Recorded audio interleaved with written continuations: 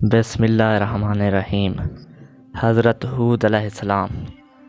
اللہ تعالیٰ کا وعدہ ہے کہ دنیا میں اس کی خلافت صرف انسانوں کے لیے ہے جو خدا کے نیک بندے ہیں، جو انسانوں کے ساتھ اچھا سلوک کرتے ہیں اور اللہ تعالیٰ کی عبادت کرتے ہیں۔ لیکن انسان پستی ذہنیت کے باعث جب بھی فارغ البال ہوا، اس نے خدا کی ذات سے انکار کا اعلان کر کے سرکشی اختیار کی اور ہمیشہ انجام سے بے خبر رہا، لیکن اس کا نتیجہ ہمیشہ تباہی و بربادی ہی نکلا۔ حضرت نوح علیہ السلام کے بعد عاد کی قوم، جسے قرآن پاک نے عاد اولیٰ کے نام سے یاد کیا، وادی احقاف میں سکونت پذیر ہوئی۔ اللہ تعالیٰ نے ان کو دنیا میں ہر قسم کی سہولتیں اور آسائشیں دے رکھی تھیں۔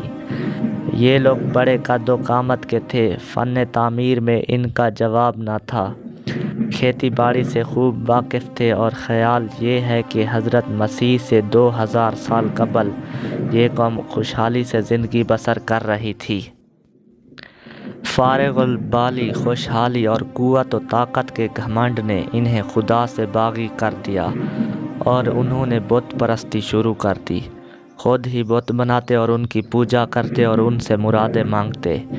آخر اللہ کی سنت کے مطابق انہی میں سے اللہ تعالیٰ نے حضرت ہود علیہ السلام کی نبوت سے سرفراز فرمایا اور حکم دیا کہ وہ ان بھٹکے ہوئے انسانوں کو سیدھے راستے پر لائیں، تاکہ جہاں وہ دنیاوی مسرتوں میں مگن ہیں وہاں عاقبیت کی آسائشیں اور خوشیاں بھی حاصل کریں۔ حضرت ہود علیہ السلام نے اپنی قوم کو مخاطب کر کے فرمایا کہ دیکھو، میں تمہارا ہی بھائی ہوں، تمہارا دشمن نہیں بلکہ خیر خواہ ہوں۔ اپنے سے پہلی قوم نوح کا خیال کرو، جس نے خدا تعالیٰ کی نافرمانی کی اور آخر خدا کے عذاب میں گرفتار ہو کر ہمیشہ کے لیے ختم ہو گئی۔ اور پھر یہ دیکھو کہ میں جو کچھ تم سے کہتا ہوں اس کا تم سے کوئی اجر نہیں مانگتا، میرا اجر تو خدا کے پاس ہے۔ آؤ برے کاموں سے باز آؤ اور ان بتوں کو چھوڑو کہ جو نہ تمہارا کچھ بگاڑ سکتے ہیں اور نہ سنوار سکتے ہیں۔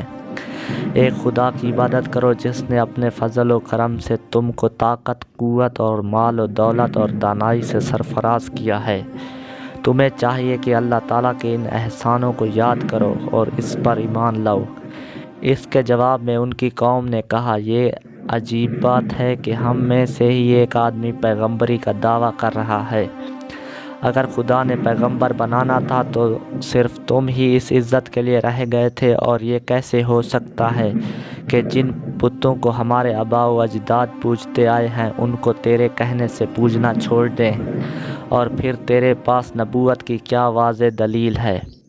صرف تیرے ہی کہنے سے ہم اپنے معبودوں کو چھوڑ دیں اور تو یہ سمجھتے کہ ہمارے انہی خداؤں نے تجھے خبتی اور دیوانہ بنا دیا ہے۔ حضرت ہود علیہ السلام نے کہا کہ میں اللہ اور تم کو گواہ کرتا ہوں کہ میں تمہارے اس شرک سے بیزار ہوں۔ میرا خدا وہی ہے جو سارے جہانوں کا پالنے والا ہے، جو عدل و انصاف میں بے نظیر ہے، وہ کسی بے گناہ کو نہیں پکڑتا۔ اگر تم نے خدا کے دین سے منہ پھیرا تو اس کے ذمہ دار تم خود ہوگے۔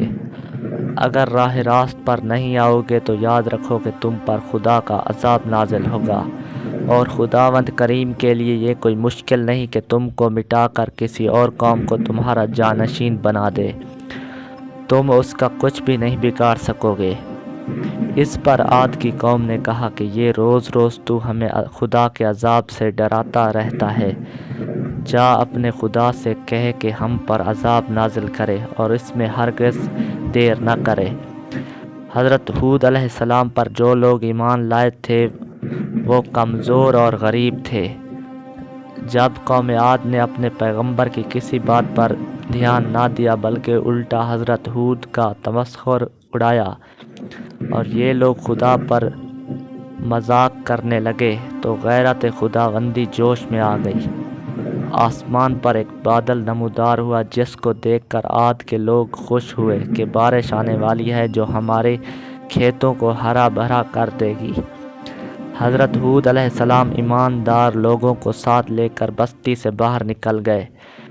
اس بادل نے بعد میں ایک خوفناک آندھی کی شکل اختیار کر لی جو 8 دنوں اور 7 راتوں تک متواتر چلتی رہی، اور اس نے قوم عاد اولیٰ کے تمام سرکش انسانوں کو موت کے گھاٹ اتار دیا، اور اس طرح خدا کے غضب کا شکار ہو کر یہ قوم دنیا سے نیست و نابود ہو گئی۔